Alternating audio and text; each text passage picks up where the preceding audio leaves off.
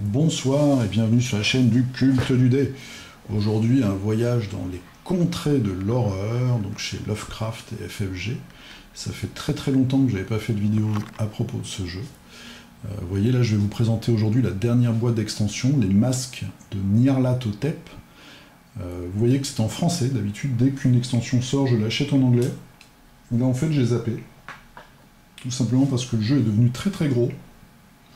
Tellement gros qu'il met beaucoup de temps à mettre en place. Donc déjà c'est un jeu qui est long, hein, on va sur 3-4 heures de partie.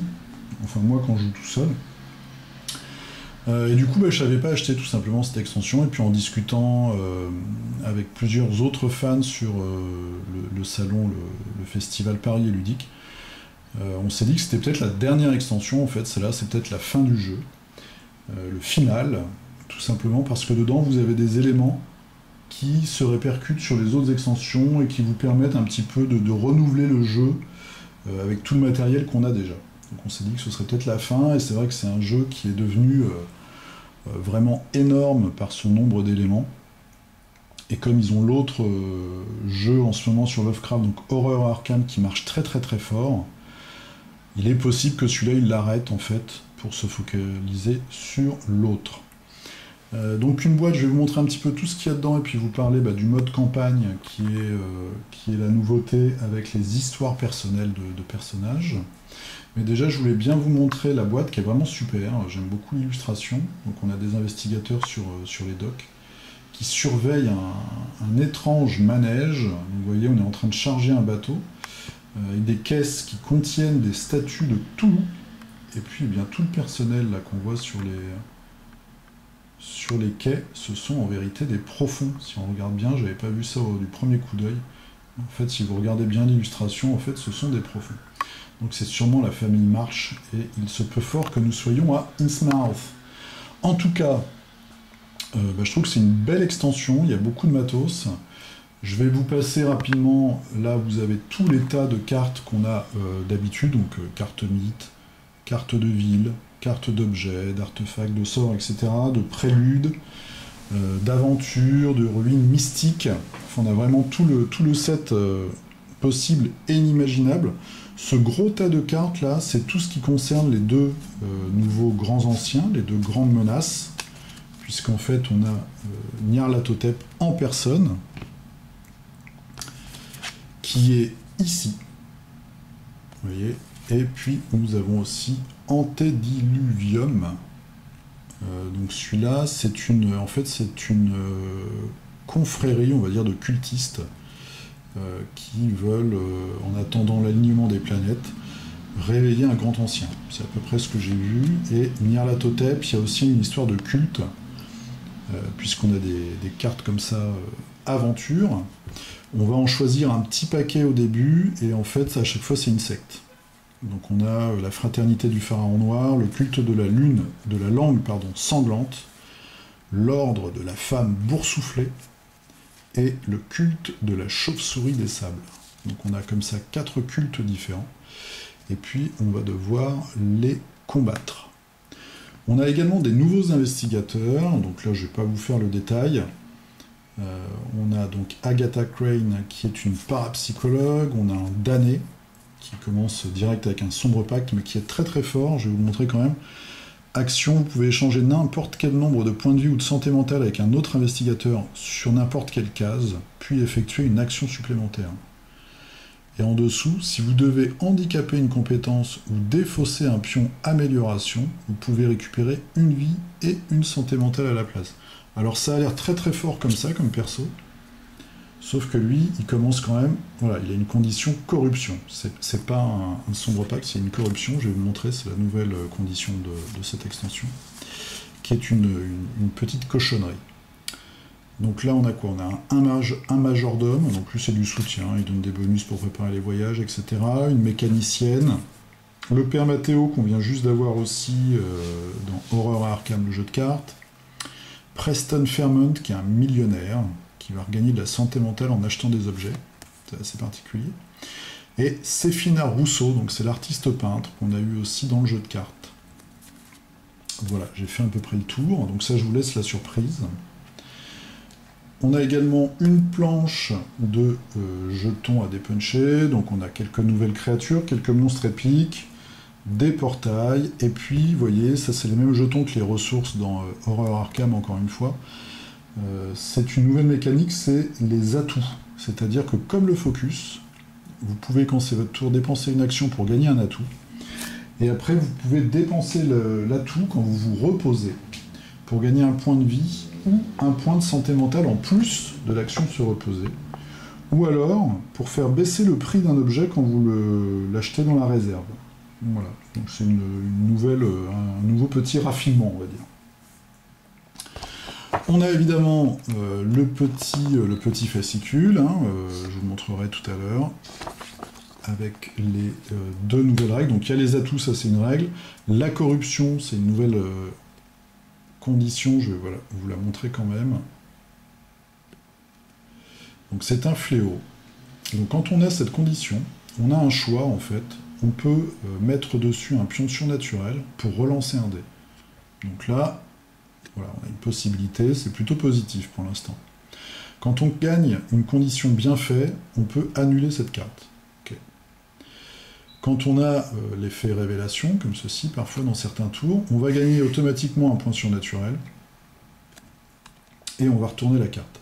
Et quand on retourne la carte, on a deux choix. Soit on se prend une condition sombre pacte, donc ça c'est une grosse cochonnerie, soit on résout l'action. On compte nos pions surnaturels, et il y a un effet en fait. Là par exemple, on perd autant de points de vie que de pions surnaturels.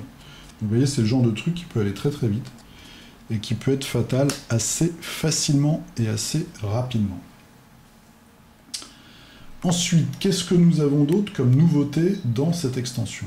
Alors, une des plus grosses nouveautés, et pour moi la plus, je pense la plus intéressante des trois, c'est les histoires personnelles. Donc pour chaque personnage, chaque investigateur qui est sorti dans toutes les extensions, pour ça on a un gros paquet, avec tous les portraits à chaque fois, on a une petite carte qui va être l'histoire personnelle du personnage. Donc je vais vous lire celle de Leo Anderson, que vous connaissez bien si vous jouez ou si vous avez regardé mes vidéos sur le jeu. Donc le chef d'expédition, qui est un personnage que j'aime bien.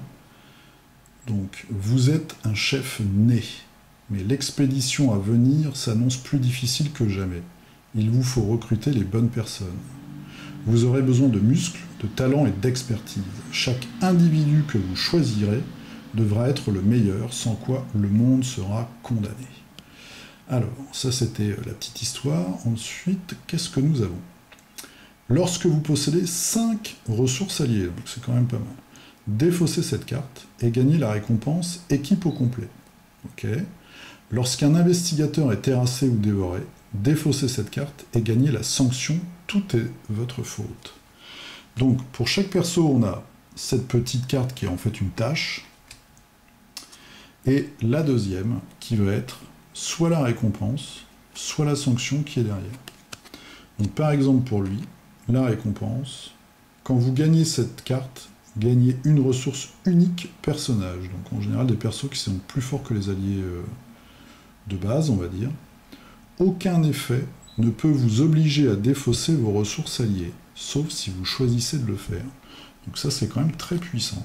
Et ça va bien avec le personnage, c'est là le côté toujours très cohérent de ce jeu que j'aime bien. Sanction. Lancez un des deux moins quand vous résolvez un test. Ça c'est pour acheter des choses, donc évidemment j'ai oublié. C'est persuasion, je crois. Ou de volonté, de santé mentale, de volonté. Votre maximum de vie et de santé mentale est réduit de 1. Vous voyez, la sanction est quand même assez puissante. Et ça, vous allez le garder pendant toute la partie. C'est pas quelque chose qui se défausse, c'est une condition, mais qui va aller, rester sur vous en fait pendant toute la partie. Et on en a donc pour tous les personnages de toutes les extensions du jeu. Ouais, donc ça aussi, c'est quelque chose qui peut faire penser que c'est un petit peu le chapitre final du jeu. Dernière nouveauté dans cette boîte, c'est le mode campagne. Alors moi j'étais très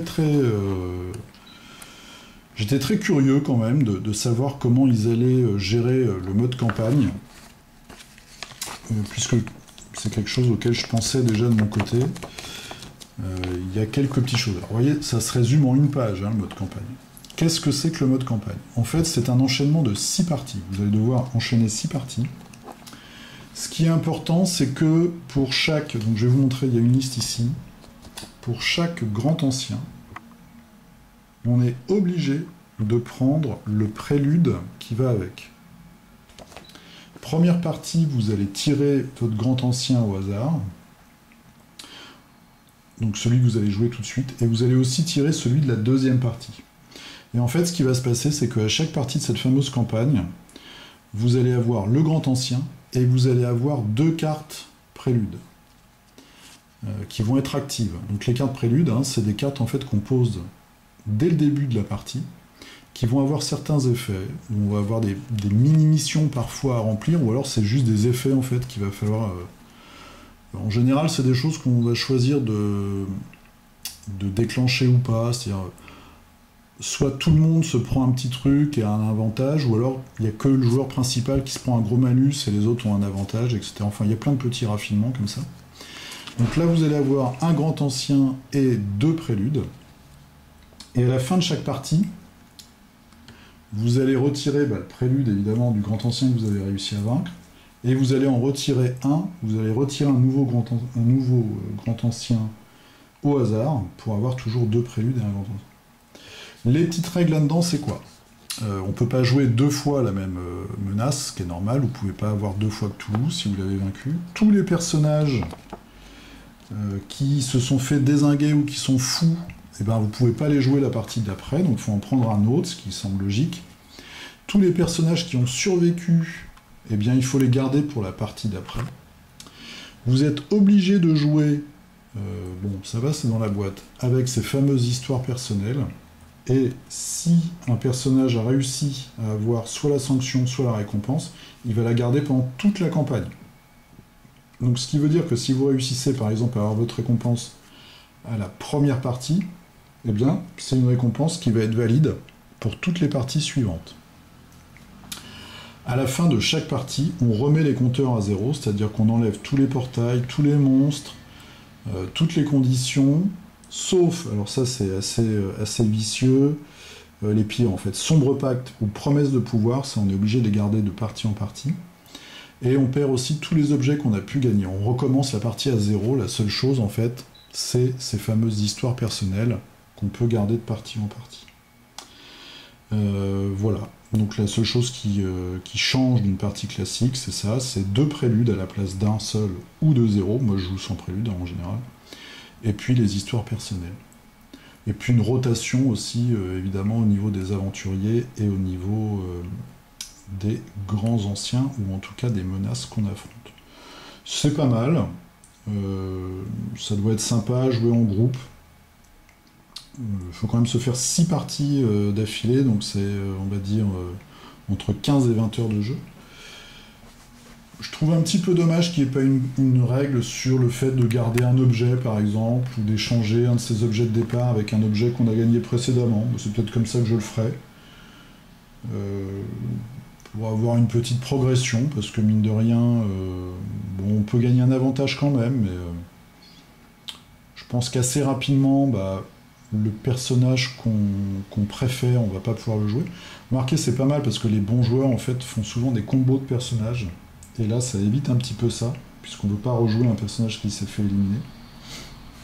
Ça, c'est plutôt un bon point. Bon, moi, j'aime beaucoup le jeu. Après, je trouve que c'est une bonne extension. Les petites nouveautés sont sympathiques.